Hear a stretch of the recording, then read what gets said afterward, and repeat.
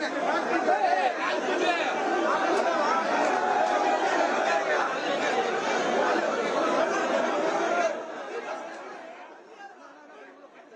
குருபூஜையை முன்னிட்டு பசும்பொன் முத்துராமலிங்க தேவர் நினைவிடத்தில் திருமதி வி.கே. சசிகலா மரியாதை செலுத்தக்கூடிய காட்சிகள் இவை.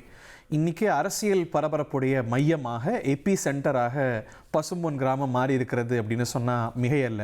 சற்று நேரத்துக்கு முன்பாக ஓபிஎஸ், டிடிவி, செங்கோட்டையன் ஆகியோர் மூவரும் முதன்முறையாக ஒன்றாக தோன்றி நாங்கள் மூவரும் இணைந்து செயல்பட போகிறோன்னு சொன்னதோடு மட்டுமல்லாமல் திருமதி சசிகலா மனதளவில் எங்களோடு இருக்கிறார் அப்படின்னு சொல்லிட்டும் போயிருக்கிறாங்க.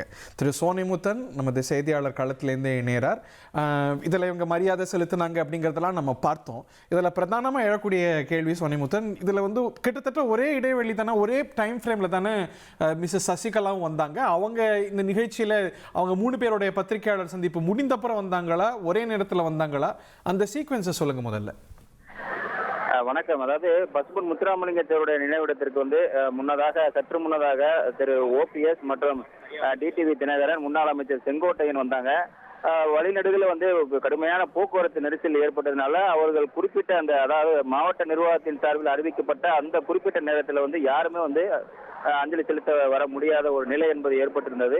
இந்த நிலையில அவர்கள் 3 பேருமே ஒன்றாக மலர் மாலை அணிவித்து மரியாதை செலுத்திய பிறகு தற்போது திருமதி சசிகலா அவர்கள் தற்போது மலர் மாலை அணிவித்து அந்த பகுதியில அமர்ந்து ஒரு தியானம் என்பதையும் இவங்க வந்துட்டு போனதுக்கும் அவங்க வரத்துக்கும் என்ன இடைவெளி இருக்கும்? நிச்சயமாக, அதாவது அவர்கள் சென்று தற்போது 20 நிமிடங்கள் ஆகிவிட்டது. அதற்கு பிறகுதான் திருமதி சசிகலா அவர்கள் தற்போது இந்த நினைவிடத்திற்கு வந்திருக்கிறார். தற்பொழுது அந்த மலர் மாலை அணிவித்து தியானத்தில் ஈடுபட்டு வருகிறார். இன்னைக்கு பல அரசியல் கட்சி தலைவர்கள், இன்னும் சொல்ல போனால் எல்லா அரசியல் கட்சி தலைவர்களும் பசும்பொன் முத்துராமலிங்க தேவருக்கு பசும்பொன் கிராமத்துக்கு மரியாதை செலுத்த அதிமுகவுடைய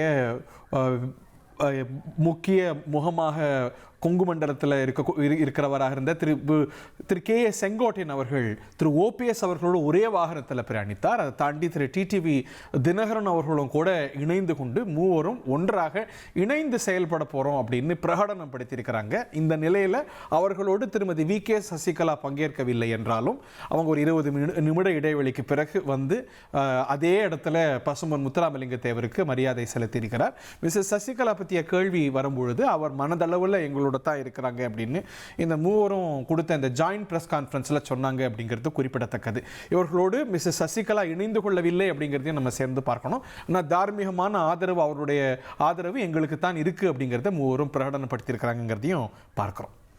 உங்கள் தந்தி 1 தொலைக்காட்சியில் அண்ணாமலை தினமும் மதியம் 12 மணிக்கு காண தவறாதீர்கள்.